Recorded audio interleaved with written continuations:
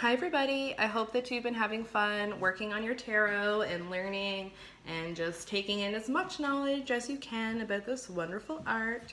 We're back again today with another tarot with Tasha, and we are going to be doing 6, 7, and 8 in our lesson today. So if you haven't seen the other videos, you can check them out to catch up.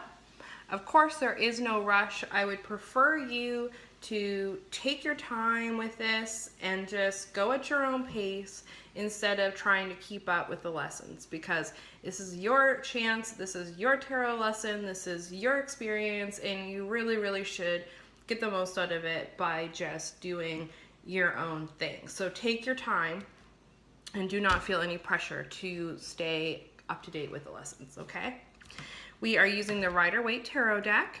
It is so freaking hot today. My nail polish is actually like just peeling off, which is super messed up. But that's how hot it is. It's nuts. So I'm just hanging out and wanting to do a little tarot with you. So it's hot, it's spicy, it's tarot. Maybe that should be the new tagline for these lessons. Hot, spicy, tarot. Wow.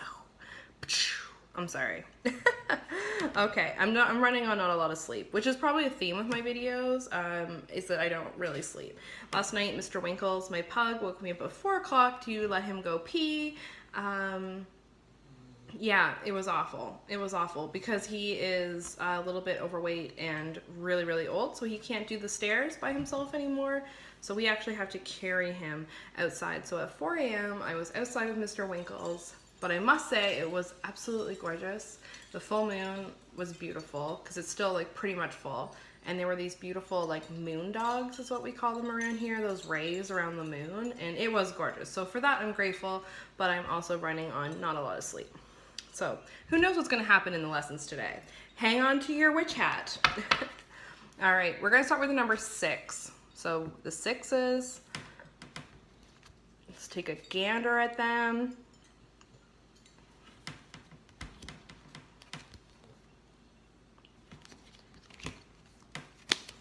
Okay, so how do these cards make you feel? If you look, they're all fairly peaceful. Everything's pretty calm. There's not a lot of action happening in them. Slight movement, but taking things slow. 6 is a number of harmony. It's a number of relationships, peace, just calm, slow energy number, so things that take their time and go slowly.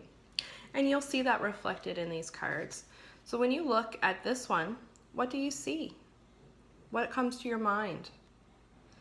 Remember, that's what's important. It's what you think, not what I think, not what the book says, what you think, your intuition. Let that guide you. So let's just take a little, oops, I'm flashing you. Let's just take a little bit of a closer look here. So we see someone offering a cup. So we talked about cups. They are our heart. They're our emotions, right? We talked about those white flowers before being ideas. So with that in mind, you can see this figure here is sharing some love or some emotions with this figure over here. I usually interpret this card as someone from your past who's coming back. So reconnecting with an old friend or an old lover or, you know, an old acquaintance, someone you haven't seen in a long time. It's a card of friendship. It's a card of rekindling feelings. So it may be in a love reading, this could be those feelings that you may have had for each other initially coming back. Or with work, it could be a connection to an employer or for a job maybe. Someone that you worked with before is going to help you. Something like that. So it's a rekindling of a relationship, a rekindling of emotions. What else do you see in this card? What other symbols do you see? We've got the houses in the background, so stability, strength. It looks like they're protected, so there's a lot of strength here. It's a safe relationship. So make sure you take a peek at the card. There's a figure back here. Is this someone that has turned their back on you? You've let go of someone who's betrayed you, and now you you have someone in your life that's worthwhile. I've actually never noticed that person before until today. I've been reading the cards for 16 years, and I'm telling you, one of the best things about tarot is that you will always learn. You're going to continuously learn and find things. So what does the Six of Cups make you think about? How does it make you feel? Here's the Six of Wands. So wands are fire, they're passion, they're excitement. So this person, they're up on a horse. Looks almost like they've won a battle or they've had a victory of some sort because of the laurels and the wreaths. So definitely a victory's gone on here. Something good has happened. There's been some success. People around you are celebrating with you. You might have gone through the trenches with these people and they've elected you as a leader. So maybe in a career reading, this would be saying like you would be a good manager or a good boss. You would be someone that's fair and kind and includes the ideas of others. In a love reading, it could be people celebrating your love, celebrating this relationship. It's maybe having your parents, having their blessing on your relationship or your friends. So what do you think about this card? It could be confidence. Maybe you need to tell the person that's getting the reading it's okay to get up on your high horse. It's okay to have confidence. It's okay to be proud of yourself. Sometimes people will downplay compliments. They downplay kind words from other people. So maybe this card is a friendly reminder that you need to take in those compliments. What do you think? I want to know. Write it down. Share it with me. This one's interesting. So the Six of Swords here is showing rocky water over here, which I think we might have talked about before. Water in the tarot is emotions and feelings. It links back to cups. And when it's rocky, that means rocky feelings, having a hard time, dark feelings. When it's smooth, it's happiness and calm, feeling calm and being balanced. So the card shows a woman and her child being, what's that word?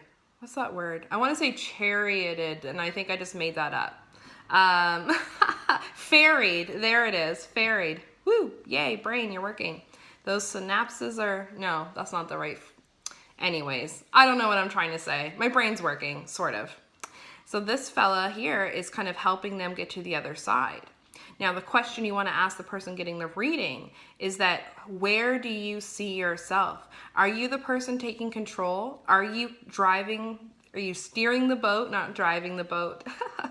Are you driving? I'm doing it again. Are you steering the boat in the right direction? Are you steering your thoughts and feelings in the right direction? Are you taking control? Or are you letting someone else take control and you're sitting here and you're being more passive? What would be the fastest way to get to your happiness? What route would you take? Who are you in this card? I usually feel like this is someone who's, based on their other cards, it can go one of two ways. It can be someone who has worked really hard on their mental health and their thinking and has taken control of that, or it can be someone who wants others to fix all of their problems for them. So that's what I get when I think about this card. But it's harmony, right? So whether or not you're in control or you're letting someone else steer, you're still you're going to get there, but what way would be faster? What's the more healthier way to go? And then this one, the Six of Pentacles, charity card, giving. But there's the scales there, right? So it's balanced. So 6, kindness, right? So here's some kindness happening. This card really embodies that theme. And the scales here are saying, don't give everything away. Don't let yourself bleed dry. Don't give away everything you own or your last dollar. You need to be cautious about that. Can also be a warning not to lend anything. So if you're planning in a financial reading, it might say, if someone's asking you to borrow money, it would be a good idea maybe not to give it away. The cards have two sides to them. This could also be a need for charity, a need to do something nice. Maybe you need to do something nice for someone. You need to really help them, and this card could be saying that it's time to do that. Maybe you're being a little too selfish and you're hoarding all of the good stuff for yourself and you're not sharing it, and that's causing imbalance in your life. Whenever there's a card with multiple people, you can always ask yourself or ask the current, Who are you? Do you need help? Are you too proud to seek charity? Are you too proud to ask for help, especially when it comes to money? Or are you this person and you're giving too much away? What's the happy balance? How can you achieve that balance? That's a great meditation with this card. How could you achieve balance? Because that's what we're all looking for, right? Sort of. So 7. Lucky number 7. Whoops.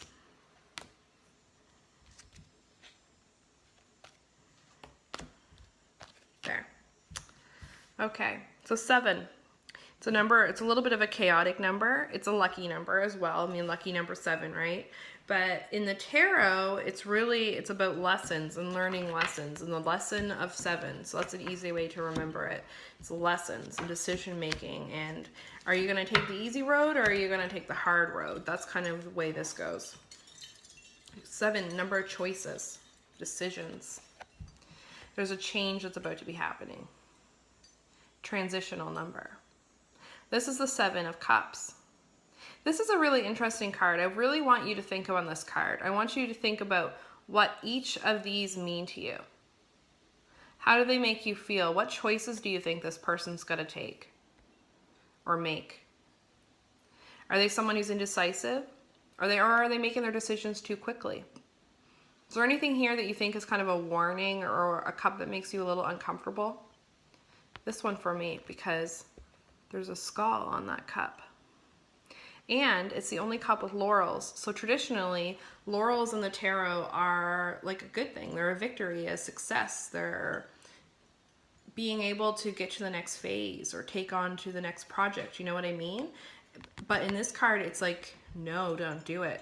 So I see this, and this is just my personal interpretation. Yours can be completely different, and that's still right. I'm going to keep pushing that. My interpretation, though, is that you're taking the easy way out. You're just taking the option that's the easiest, the quickest, and maybe it's not the best option for you. Something is hiding. This could also be someone that's trying to mislead you, and they're trying to get you to do something that, oh yeah, this job's going to be perfect for you. This job's going to have everything you want, and you're going to have vacation and la la la. And then you start the job and it's complete bullshit. That's kind of how I see this. It could also be a partner in a love reading. I keep using financial and love readings as examples, guys, because when you start reading for people, a lot of your questions are going to be around that. So it's good to kind of think on those ways. In a love reading, this could be a partner that is presenting, everything looks right, but your gut's telling you something is wrong. This card's saying, listen to your gut. Something's being hidden from you. There's a catch. 7 of Wands. I see this personally as standing up for yourself. I see this as you making the change that you need. You kind of pushing for what you believe in. That's one way to see it. You're stepping apart, so maybe there's some bullying going on. I mean, the internet these days, I just got in an argument with one of my old friends about how posting insensitive things about drug addicts isn't cool, and it's like stigmatizing a group of people who are already stigmatized, and that's for a whole other conversation. But my point is again, you can apply these cards to your real life. And for me, when I see this, I see myself today standing up for what I believe against someone who typically I would defend, and I have an opposing opinion. So that's how I relate that to my life today. That's a really good way for you guys to remember the cards, to normalize them almost, is applying them to your own life. We've all been in a situation where we've lent something to someone and never got it back, right? Like me, myself, it's books. Like I hate that. We've all been there. We've all been in that position where we didn't know whether we want to act to fix it or we want to let someone else fix our problem. So just keep that in mind. Apply them to your life. So I can see this very easily today as standing up for what you believe in and taking that risk because you're kind of outside of the group, right? Because you have an opposing view. This can also be being aggressive or having to stand up for yourself to people. And that's not always an easy thing to do, but sometimes you have to do it. Can also be a warning about your anger and your passion and letting that get the best of you, which could cause some negative change in your life. How do you see this? What do you think these little wands are about? What do you think this person's doing? Look how fashionable they are. And is he wearing pants or no? So many questions. This one. This card has multiple interpretations. So I've had people interpret it as like someone who's stealing, someone's trying to steal from you, to be cautious of that. Now, I don't necessarily get that vibe. So this is, again, why it's important to go for your gut, because to me, this card is you're taking on too much mentally. So already this person who's coming for the reading is stressed out. They have a lot on their mind. They're overthinking things. Yet they're still looking to add more to their plate. I see this card as taking on way too much in your life, and if you continue to do that, you're basically going to have a breakdown. You're going to lose that control in your life. You are going to end up suffering. It's a reminder that we can't help everyone. We can't carry everyone's burdens or problems. Now, he does look a little shifty, don't get me wrong, so I totally get the stealing aspect of this, but for me, the stealing card would definitely be the 5 of Swords. But it's a caution card for sure, isn't it? What do you think's going on with, like, what's going on here? What do you think? Like, are these people back here fighting? Are they just hanging out? Are they having a fire? Are they not paying attention to what's going on? Is this trying to say that if you focus on this when you're doing the reading for someone, maybe they're not paying attention. Maybe someone in their life is taking too much on.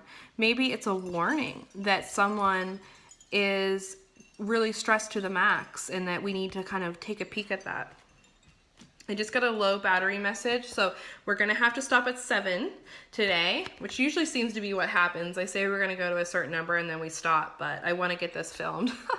So here we are with the 7 of Pentacles.